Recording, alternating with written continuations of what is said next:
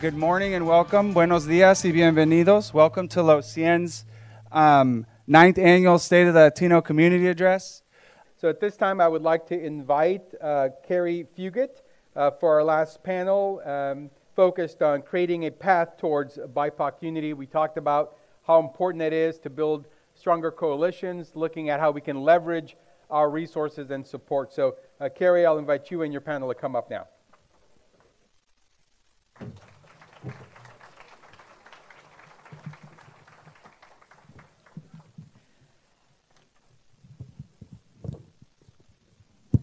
Good morning, everybody. I definitely don't need that stool.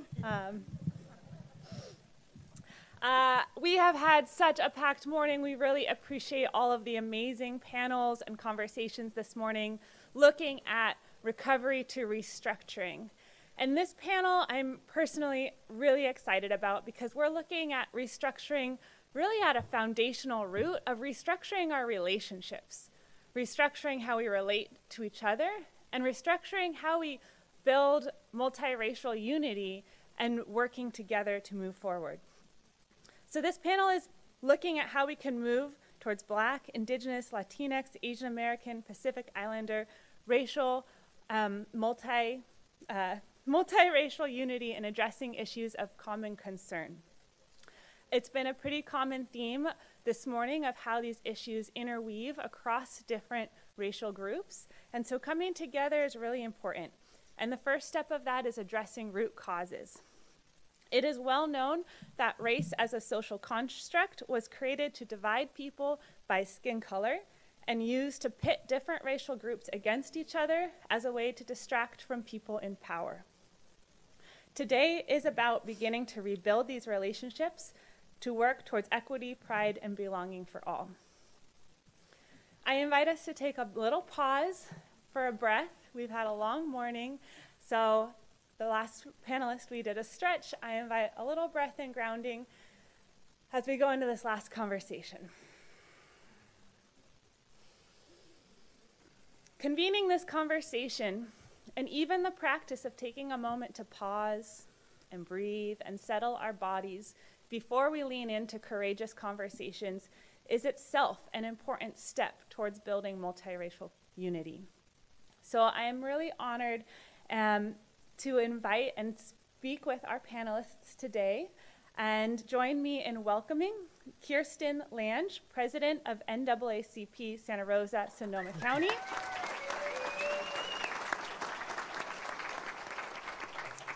Ozzy Jimenez, Mayor of City of Healdsburg. And Julie Kawahara, Consultant and owner of Kawahara and Associates.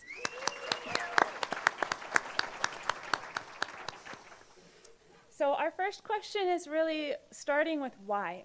Why do we need this conversation? And how have your own personal identities influenced your sense of self, lived experiences, and personal desire to lean into these courageous conversations? And Kirsten, we'll start with you. Sure thing. I had the great privilege of growing up in a very diverse family. While what you see and how I identify is Black, my family is, we jokingly call ourselves the United Nations. The food, the languages, the cultural lessons that I had the very privilege to endure growing up have informed me with the lens that everybody's family was like that. But when I went to school and someone told me to go back to Africa, I realized that that wasn't a natural occurrence for everyone else around me. My neighborhood in San Diego was extremely diverse. Folks from all over the world who ensured that not only as kids we understood the importance of celebrating one another, but that we did it with honor, respect, and love. That root and that upbringing has been instrumental in how I lead and how I live my life. I love learning about people and their stories, and for those that I get to know personally, know that I ask you those things all the time because I genuinely am interested in people, because I was taught that that's how you connect and that's how you build relationships. When I came to Sonoma County, however, that wasn't the occurrence. And through my 10 years of residency here, I've had the opportunity to understand some of the historical perspectives. And one of the things that has really stood out for me was community is not always connected. And so I've spent the last bit of my work really trying to forge authentic relations and partnerships, because the better we are connected, the less we are divided, and the more that we can uphold and uplift one another. The previous panelist mentioned being in a room where everybody's talking about ideas and no one Black was present. That has to stop. We have to make a concerted effort to ensure that everybody is able to be at the table, make decisions, and roll out these programs and initiatives together, because they impact everyone differently. And when we're all uplifting the things that challenge us, it makes it better for us together. And that has really informed how I've continued to try to uplift our NAACP branch and the issues that impact Black community. Because if you have not taken a look at the portrait of Sonoma, I urge you to look at the data that is negatively impacting the Black resident lived experience here. Thank you. Can you repeat the question?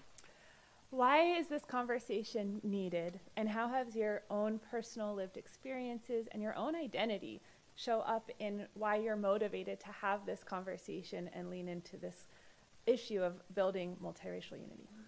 Such a broad and big question, right? When I first agreed to join this panel, I was thinking about, what's my contribution going to be to the discussion? And so I was thinking about, which hat am I going to wear? Am I going to wear my entrepreneurship hat? Am I going to wear my nonprofit hat? Or am I going to wear my mayor's hat? And so I think in this discussion, you'll get a little bit of everything. And so, I recognize a lot of people in the room, and there are folks that I don't recognize. But I also wanted to use this as an opportunity to share with you a little bit of my lived-in experience as a resident of 35 years here in Sonoma County. And so when I was a young child, my father worked in the Central Valley as an onion farmer. And so he saved up money to bring our family over from Mexico. I vividly remember spending a couple of evenings with my father in an immigration enforcement cell on the Tijuana border. My life has been challenging. I grew up in poverty.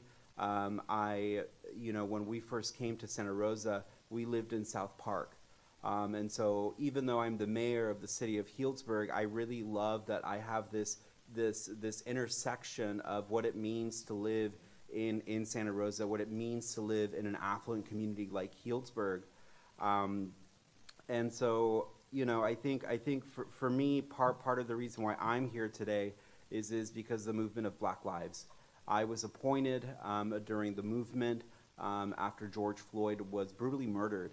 And so I knew when I joined City Council that I wasn't going to be a warm seat. I wanted to create policy and manifest change within our city.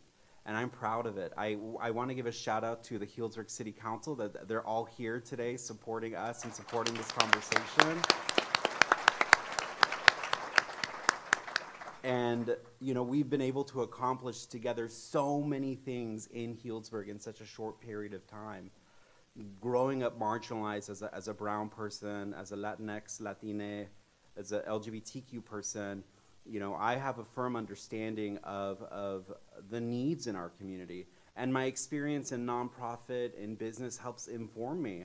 But I'm really proud of what we've been able to do. We established our first transitional housing shelter in North County, right? Like, that has never happened before. In my experience of living in Sonoma County, I've seen every city step up to the plate to address, our housing situation with our unsheltered folks. We were able to do universal basic income for 50 families. We established an equity task force to engage our community about how our city can better serve them. And so I'm here today because I'm looking at, the challenges that we're all facing together, but then also how can we manifest impact, right? So that we can, not just talk about the issues, but have tangibility to better support people who need the help. Thank you.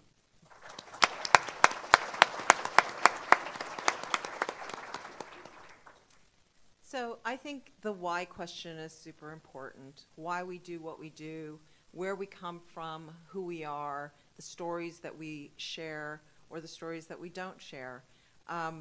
Like my counterparts here on this panel, which I'm honored to be with, I too had an aha moment in my life. I grew up in the Midwest in a very white, lower middle class neighborhood. We were one of two families that were Asian, and the other second family was only Hapa Asian, half Asian. So we were definitely a minority. I grew up thinking that I wanted to be like the blonde Barbie doll that I couldn't be, and knew I was different. When I was in high school, I discovered that my parents were interned as a result of Executive Order 9066 during World War II. I didn't know that. My parents didn't tell me about their history, and I was shocked. I was like, why didn't you talk about this? And I think that's a shame that we don't share the stories of our origins and the injustices that were done to our people. Similarly, going up through high school and into college, I was still remained fairly naive because, of course, curriculum doesn't necessarily address all the injustices that our country has leveled against all of our people. So I learned to keep my head down, get good grades, follow the rules. You know, you've heard of the model minority. I was one of those and thought, how wonderful that I'm one of those, because I can succeed and I can, you know, kind of rise through the ranks and be successful in everything that I do. You know, that's really a myth. It's another social construct that was developed to oppress other people. And that's a lesson that I learned as well, kind of late in life. So it just goes to show you that you can keep on learning, you can keep on exploring. I appreciate Nicole's comment or Nikki's comment about, you know, taking the initiative to learn about other people and other people's history and the stories. And really the why for me is the conclusion to the why is raising each other's voices.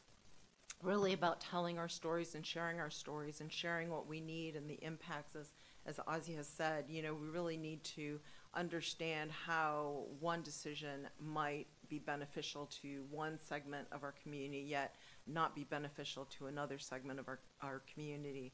And to me, that's also unsatisfactory. So really it's about raising voices, making the table bigger, being more inclusive as opposed to exclusive, which is kind of unfortunately part of the fabric of our culture to some degree, is to be exclusive. So that's why I'm here. So thank you.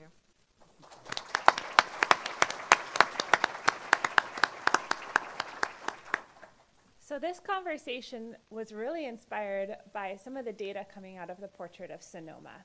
And there's been a lot of conversation about data this morning and how data can actually erase communities as a whole. And data also highlighted there's a lot of areas of commonalities around issues that different communities face in Sonoma County. So Kirsten, would love to start with you sharing your experiences with data in the Portrait of Sonoma County. Sure thing. In 2020, when NAACP and the Sonoma County Black Forum came together to look at how we could program build, we were confronted in every meeting from community members, well, what does the data tell you? Well, we had anecdotes from elders, and for us, that was enough. But unfortunately, bureaucracy and business practice, you have to have numbers and tangible details. And so we quickly wrangled Allegria and her team for a meeting to talk about why we were not included in the Portrait of Sonoma. Black folks were not included in the Portrait of Sonoma. So we get to the meeting to talk about how to prepare for the 2021 release. And in that meeting, the statistician was so proud of all the work that was done. And when we expressed our concern about not being included, she, and I quote, said, well, you're not statistically significant. In the movement for Black lives, right, in the world, a person proudly exclaimed, we were not statistically significant enough to be included. What she was not prepared for were the 9 other women on that call with me who came with a tangible task. We were to be included in the Portrait of Sonoma because we not only need numbers, we need for everyone else who program builds to recognize that there's disparity here. One of the key highlights that has come out of this portrait of Sonoma is that the life expectancy of Black residents is 10 years lower than any group. So I look at my parents and I quickly ask them, what's your retirement plan? Does it not include Sonoma County? Are you guys gonna still go to Arizona? Because I recognized the systemic issue that it posed. This place has been a detriment to the livelihood of a demographic that has been ignored because people have deemed the population so small that it was not important enough to pay attention to the disparity that people are experiencing. Sit with that.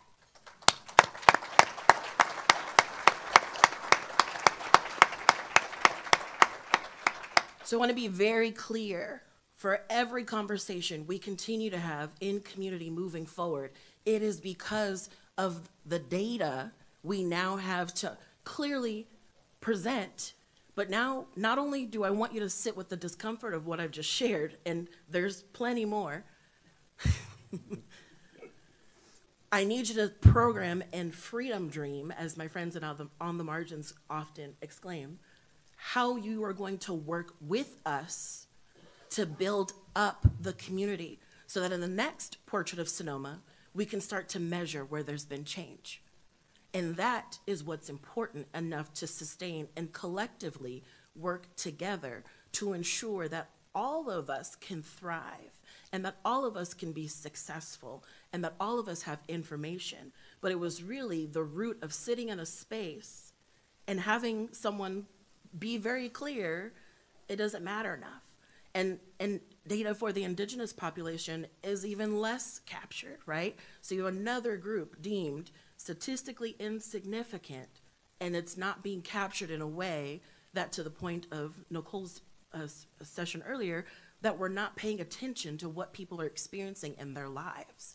And if this is the happy, liberal, beautiful wine country place, not everybody gets the experience to live such a big dream, because there are so many folks enduring the burdens of the systems that have been put into place. And if we do this together, we can unpack that and we can unearth that. And even in the most uncomfortable moment, be able to think together about how we tackle for change and the betterment of all community. And that means we have to work together.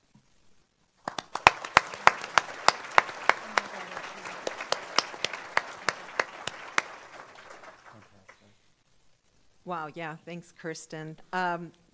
Talk about statistically insignificant.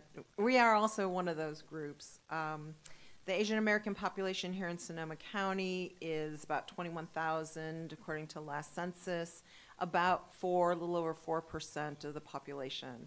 So when it comes to services, comes to funding, comes to any kind of allocation, there's nothing out there. So we're in good company, unfortunately, and with our Native brothers and sisters as well, which is why I feel very honored that we were even invited to speak here before you, that Los Cien had the forward thinking to say, hey, all of our brothers and sisters need to be in the room and need to be part of this conversation. So the lack of data, as I mentioned earlier, sort of the lack of education on our collective history is really what's missing here for me when we talk about issues of common concern.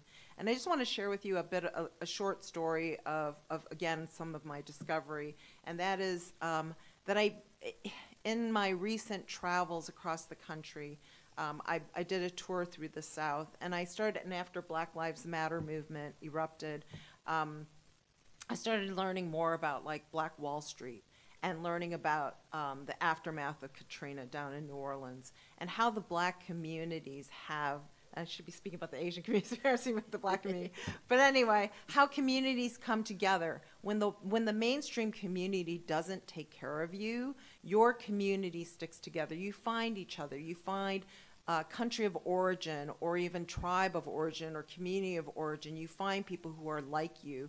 And you bond together and you form community. You develop businesses because nobody wants to have you in their business. Nobody wants to sell you their goods or provide the services to you. So you create your own economic system, so to speak. And then those systems, when they're successful, for some reason, somehow, they get blown up. They get blown up by whether it's acts of violence against you, they get blown up by natural disasters, and you're the last community to get that assistance. Like when I discovered the aftermath of Katrina, and I'm sure this is common in other places in our country or even here at home, that when Katrina displaced the Ninth Ward, the African American community in the Ninth Ward, that was held together so tightly by church and by family and by economics, they were displaced and they had to move out of New Orleans, and they went to places like Texas or California or north, and those families were separated. And that was really the glue that held those families together and that gave them that leg up in terms of having some economic and some educational and some just success, like thriving as people. So it's really a shame. I think we really need to look at the patterns of how policies and patterns of how distribution and attention is fostered upon communities that are always hit the hardest when disaster strikes. Thank you. Thank you. Thank you, Julie. Thank you for raising community cohesion. And I also want to hold some space around statistically insignificant. Thank you, Kirsten. When you are not counted, you are invisible, right? And so in the nonprofit sector, we're constantly assessing needs in communities so that we can better serve them. In the civic environment for municipalities, we're trying to see how we can better serve our constituents. But if you aren't counted, you don't exist. And what's really interesting about the portrait of Sonoma was that, I appreciate you raising this issue around black folks not being statistically insignificant. I want to remind folks in this room that Latinos, Latinx, Latina individuals, we are not a monolith. I know you've heard this before, right? We are not a monolith, right? We're all diverse. We have our own diverse identities. I will tell you this, though.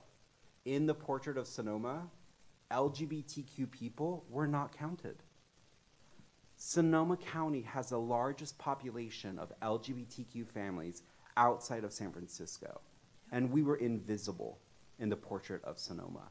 So I just want to take time and space to honor the work that needs to get done in this county, in these communities.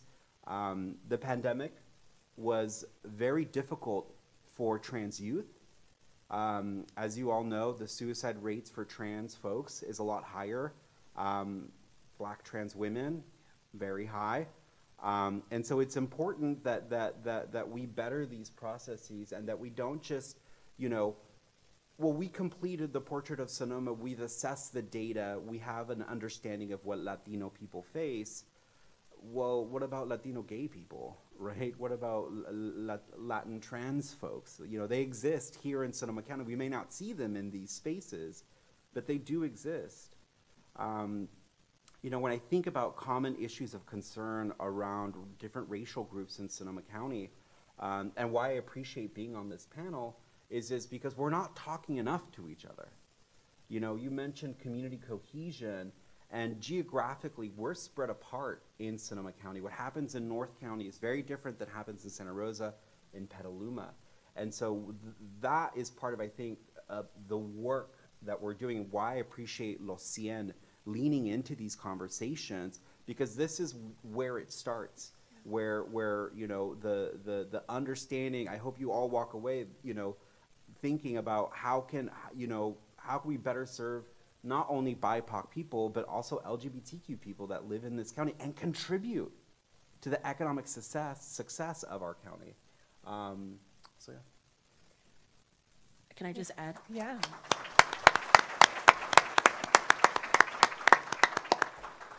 Having lived in other communities, I've lived in Oakland, I lived in Los Angeles, I grew up in San Diego, and I work in Marin in another capacity.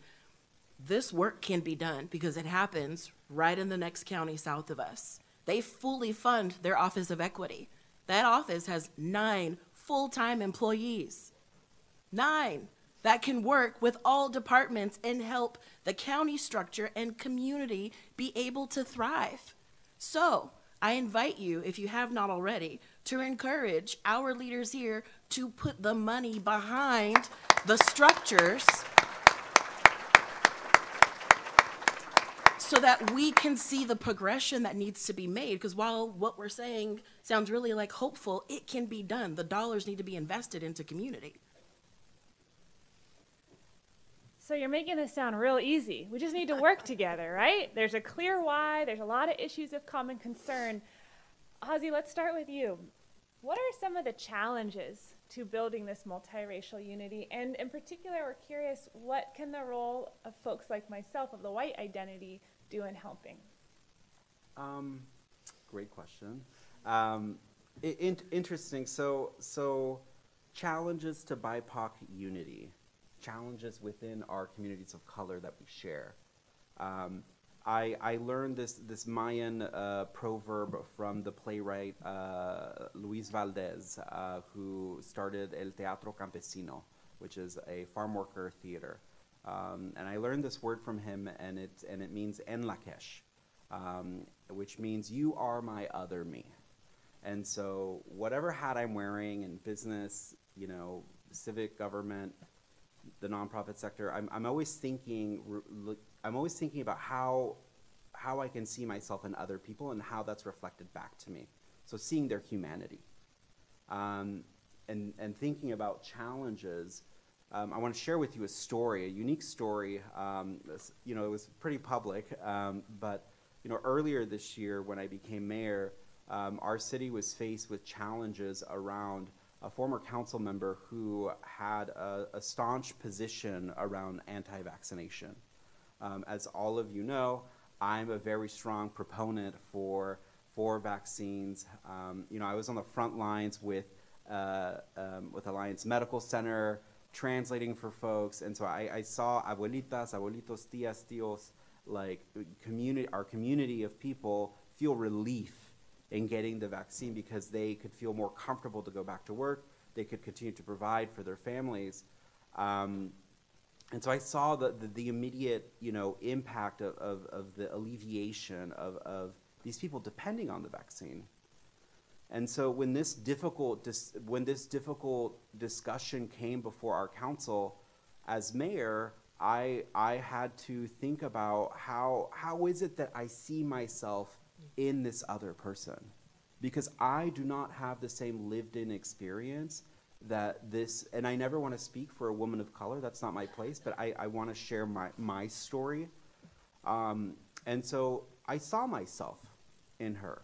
I reflected that back to myself. And I understood that I do not have the Black experience of an Afro-Latina to understand her perspective of her community facing over the years experimentation and testing on Black and brown bodies. I did not have that same lived-in experience that she had, but I had to honor her experience. Even though it was very difficult and different from me, I had to come to a mutual understanding that to understand her humanity.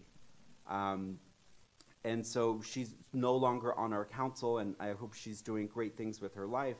But that's one of the same challenges. When I say we're not a monolith, right? The BIPOC community, you can't just say Black, Indigenous, people of color. We've checked the box, right? We come to the table with our own experiences, our own lived-in history, and we have to honor that. As it relates to Caucasian folks, I think practice in Lakesh. When you're in these spaces, when these conversations can be difficult, honor your own courage and don't be fearful, but practice that. How are you seeing your humanity in other people? So yeah, thank you.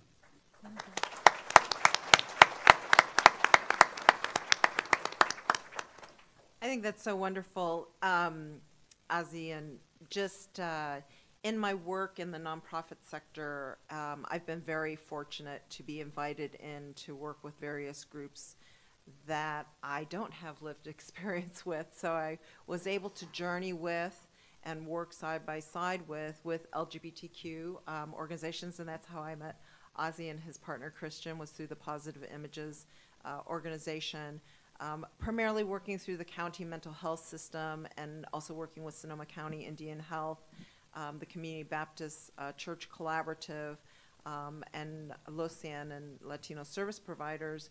I've had the advantage of working in these organizations and really developing a capacity for understanding and as you said, sort of seeing the humanity in other folks and their experiences and what they've journeyed through, which I think has given me so much more compassion and empathy for people's experiences. And I think it really does take that courage to, I mean, I have been fortunate because it was part of my work, but I also think about, I get a lot of invitations to go to events. Like you see, you know, you get these notices and it's like, oh, you know, Juneteenth is coming up and the African American community is getting together, and it's like, well, do I go? Like, I'm probably going to be like the only non-black person there, and I'm not going to really know that many people there. But hey, you know, you go, you show up, they're so welcoming, you just become part of the community, and the more that you do it, the easier it gets. And I think that really taking that courageous step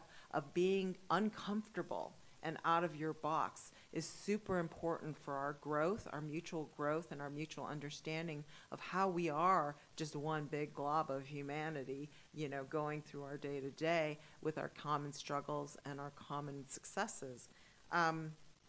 Just something specific to the AAPI community, and going back to the issue of data, there are these hidden communities here in Sonoma County, and I'm still learning as well. I had the benefit of working with the Fijian community when my parents were still with us and they were elderly and needed some care. And the Fijian community has a very strong caregiving network. And so I learned a lot about the Fijian community through them. I've been working with Grace, who's our resident photographer here, and the ARPA grant that the Asian American Pacific Islander Coalition of the North Bay is a part of, and they're looking at the Vietnamese nail salons. And so there's that community.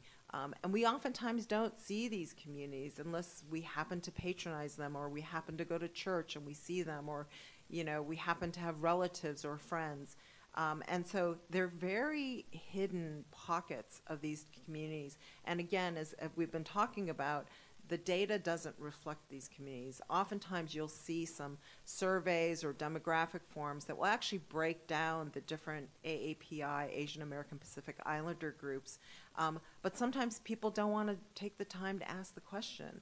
I've been a little kind of shocked and disappointed that some segments of our county the employees don't want to take the time to answer the questions. And I get it, that really they want to kind of get to their work, whether it's like, I'm a clinician and I want to just do my therapy. I don't want to do this intake form that like has like 20 different ethnicities on it and ask them, you know, all these different questions about, you know, that or their, you know, sexual orientation or, you know, their sexual identity or gender identity. And so it's like, I get that, but it is so important to the people that we serve that we count them and that we see them. And I think those are really the challenges too with the AAPI community. We're so diverse. There's language diversity, there's immigration diversity, there's cultural differences and customs, and we all are kind of segmented. We all are focused on our own particular area of affinity. That to go outside of that area of affinity takes a lot of time and intention. And I think that that's one of the challenges that I think I personally face and that hopefully some of you can identify with as well.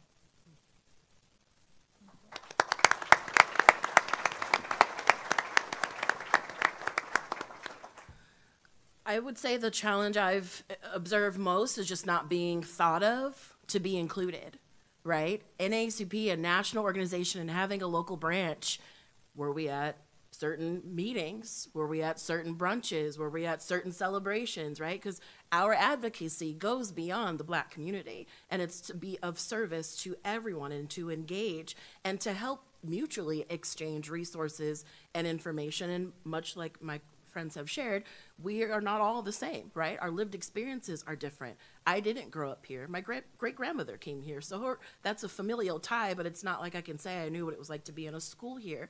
And those nuances are important to be elevated and honored in all of the spaces that we navigate.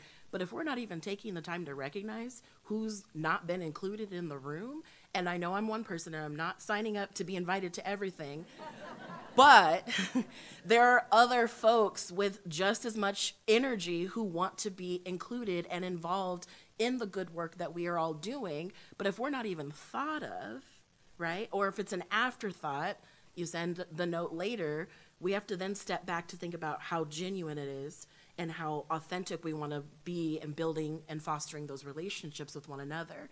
And discomfort aside, imagine what it's like to be like me. As Ozzy has shared, think about what it's like when I go into a store. I know if I bring my big tote bag, I'm going to be followed. I know that if I bring my brother with his tattoos and exposure, we're going to really be followed and asked 5 times if we need help. So when you think about that weight that folks are carrying to just exist in a world where you maybe never have to think about those things, imagine what it's like when you can just freely breathe and move about just as you would like. And I think it's important to uplift and be honest and open that it is important for us to do this together, because as we all elevate and amplify one another in an authentic way, not to be tokenized, we can be better for it, and we can close those gaps that we often see when folks are saying, well, we can't find people. Well, if everybody that lives here talks about how hard it is, do you think folks would want to come here? And so when we step back and dial it in, we got to think about how we are a part of creating the community and the spaces that we want folks to navigate just as freely as some of us get to.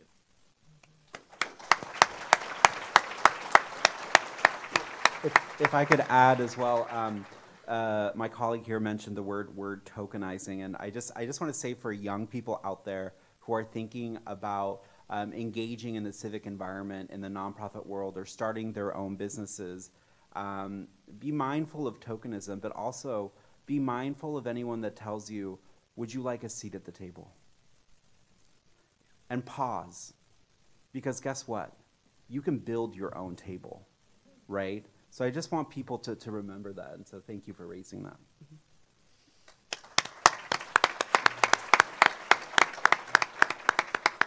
So that was a great transition to our closing question, is some words and wisdom of advice.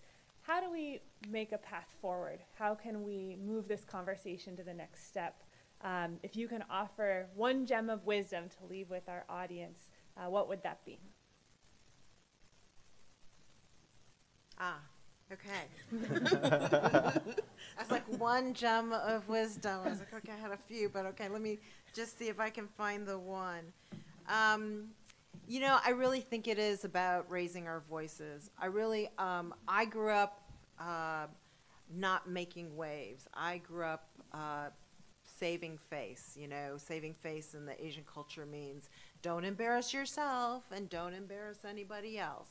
So, to confront somebody, when I receive a microaggression, sometimes I didn't even know what that was. I would just kind of laugh it off or say, thank you, like, thanks for that insult, But, I think now that my awareness is growing and I'm coming into my own, I think it's really important that we speak up. I think it's important that we share that voice and encourage others to speak up. The courage that it takes to do that sometimes is really, really challenging for some of us, because we think, oh, we're going to insult our boss, or oh, we're going to insult that person, or oh, we're going to offend them, when we're the recipients of being offended. So I think really, again, it's raising our voices.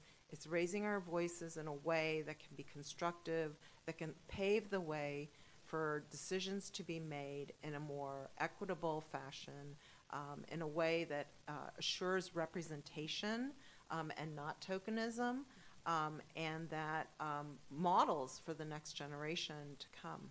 So that would be my 2 cents.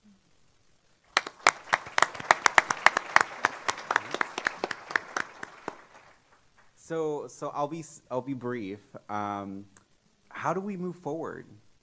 And as a baseline, fund programs, fund nonprofits doing the work in our communities already servicing people who are vulnerable and marginalized. Fund community-based organizations doing the important work. Fund small businesses. Fund women in businesses, building businesses.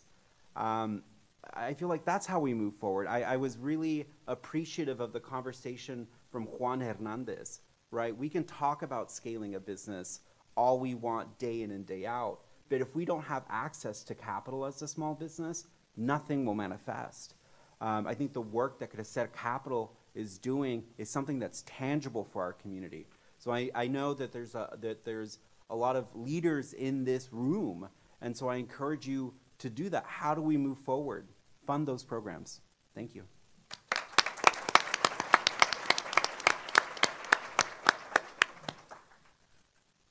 We move forward by leaving rooms like this and getting to work.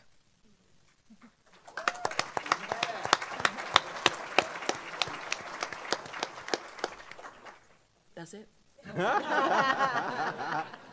Can I just like to add one more thing, and that is to have gratitude for those that are doing the work. I heard some nice nuggets, and even though our governor was a bit of a butt of a joke today, he did have some nuggets in there that I learned about, and especially around women's reproductive health. I was like, here. So I was like compelled, like I need to go tell him thank you for that, because I think gratitude goes a long way, and letting leaders who are doing the right thing, give them some love, because you want more of that leadership. So that's the other thing I just wanted to add. That's beautiful. Well, speaking of love, let's give our panelists a lot of love.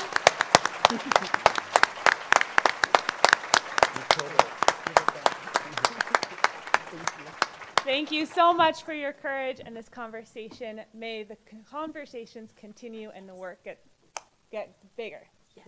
So thank you.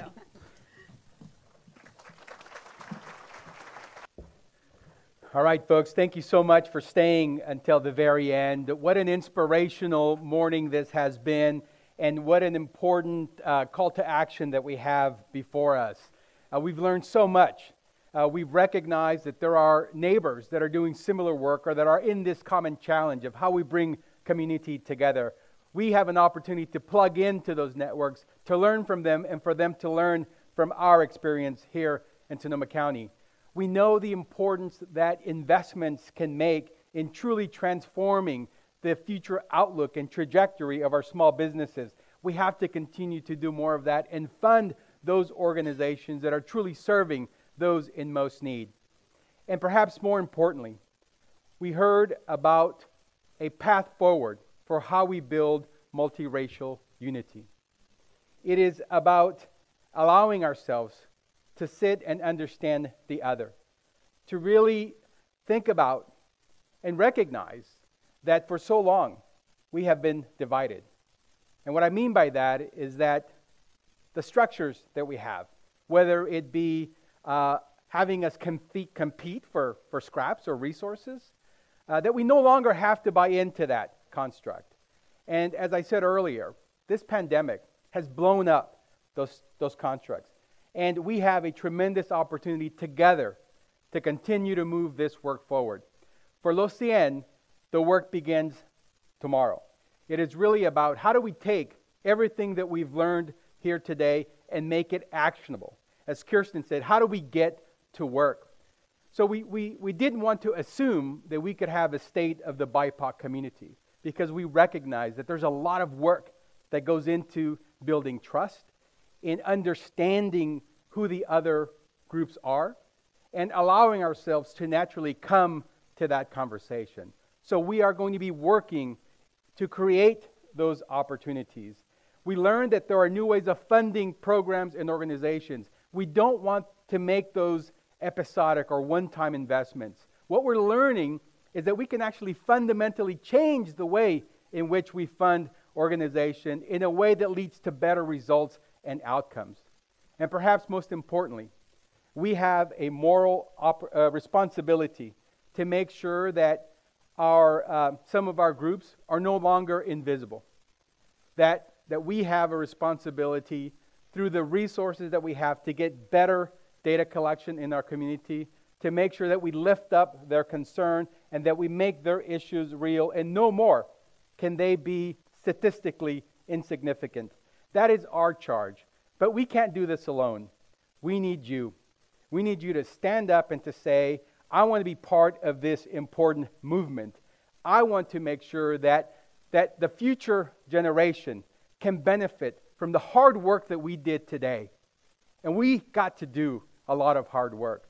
We cannot afford for our community to suffer in the ways it suffered during the pandemic. We owe it to ourselves, we owe it to our community, and we owe it to the next generation. So stay connected with Los Cien and be part of this movement and this important work. Thank you for joining us and being part of this movement. Have a good morning.